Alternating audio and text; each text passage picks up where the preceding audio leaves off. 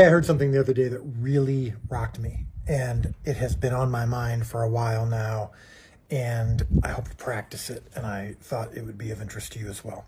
So a friend of mine, Jimmy, was quoting his professor from years past, a guy by the name of John Hanna. Now, first thing I want to notice is that, he's not quoting from the Bible. He's not, taking, the quote that he's going to be given from this professor. He's not, quoting the Bible at all. He's not, referencing it.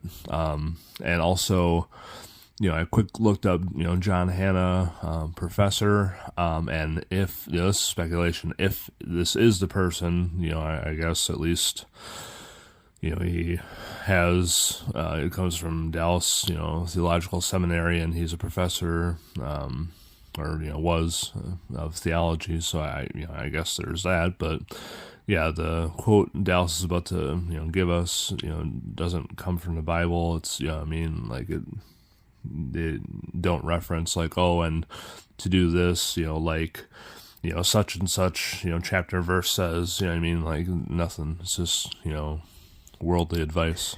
And he said this: one of the greatest kindnesses you can show towards an opponent or someone who you are disagreeing with is to, number one, understand their position. Even more greatest kindness you can show is, number two, actually empathize with their position. Then and only then should you critique their position. Man, I resonated with that, or that resonated with me, because I see it constantly with me, with The Chosen, where I see it, online constantly, people critiquing The Chosen, which is perfectly fine. I actually welcome it.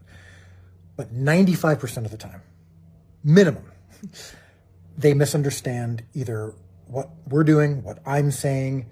A lot of times they outright get it wrong. They outright misquote. They outright take things out of context. It's extraordinarily rare that the disagreement comes after an understanding of, or even an empathizing with, the position. And then it makes me think, well, if that happens to me all the time, then I'm guessing that happens to most people, and it certainly might mean that I do it as well. And so that's something I'm really going to work on big time, is that anytime that I disagree with someone, anytime that I'm choosing to critique someone, especially anytime I'm doing it publicly, whether it's comments on YouTube, comments on social media of any kind, or some sort of statement or anything, I'm going to make sure that my number one thing that I do first is at least understand their position so that I can accurately identify it.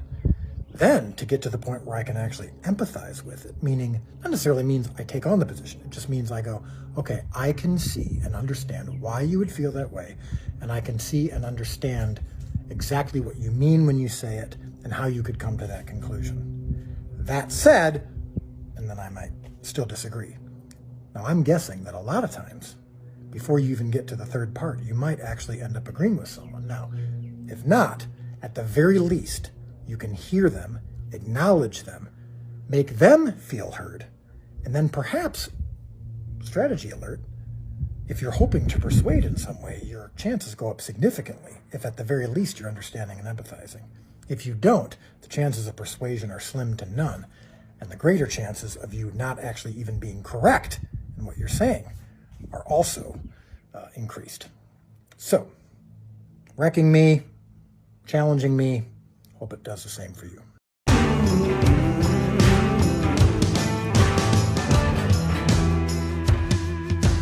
Trouble